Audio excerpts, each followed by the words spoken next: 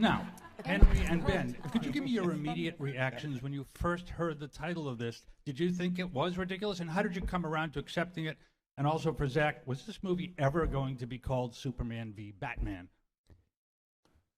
Who wants to start? You want me to go first? Sure. It's funny because, like, honestly, Batman v Superman, for me, from a philosophical, and it's the only way I can think about things, because I'm so philosophical, obviously, is that, I wanted to put the man, like the human, in the God-human relationship first. And, for me, these guys, I don't know if they heard the title before they heard the concept. So, or I hope they did. It'd be cool if they just sent them a letter, just said that on it. Like, you open it, just says Batman vs. Superman. You're like, okay, what is it? Some prank?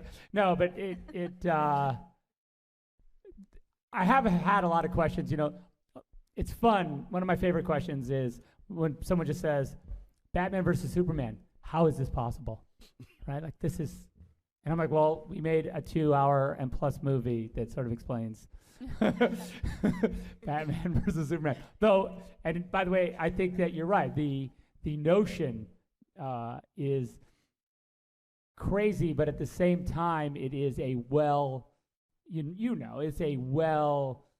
the road is well established that leads to Batman versus Superman, and they're them being pitted against each other in the comic books is not a thing we made up. It's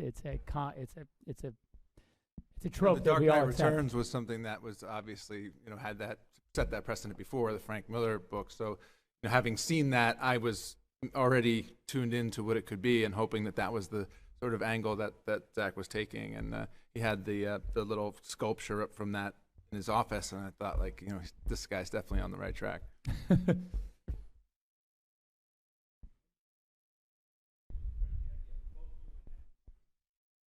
I didn't think it was crazy because I had read when I was a kid The Dark Knight Returns, where Frank Miller did this comic where Superman fought Batman, and it was really original and interesting and turned the genre on its head, and it was a morally gray sort of story, and changed the way I saw comic books. So I had been familiar with that idea, for a long time, and when I heard that this was the idea of this movie, I thought that's brilliant because it's one of the great ideas in comics that hasn't been mined yet for films.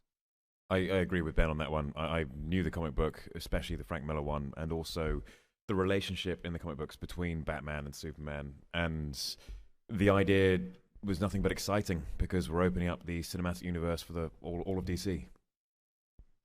I believe we have a question in the front row. Steve from Collider. There's a question actually for everyone. I'm curious if you guys have a day or two or a sequence from the film that you'll always remember, when you think back on the making of the film.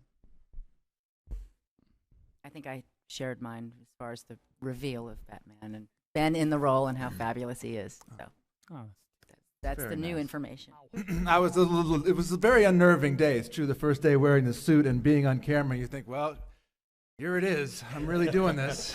And it was very nice to have Diane there, friendly face and a great actress. And she kind of looked at me like, yeah, it's going to be okay. And I appreciated that, Diane, if I haven't told you before.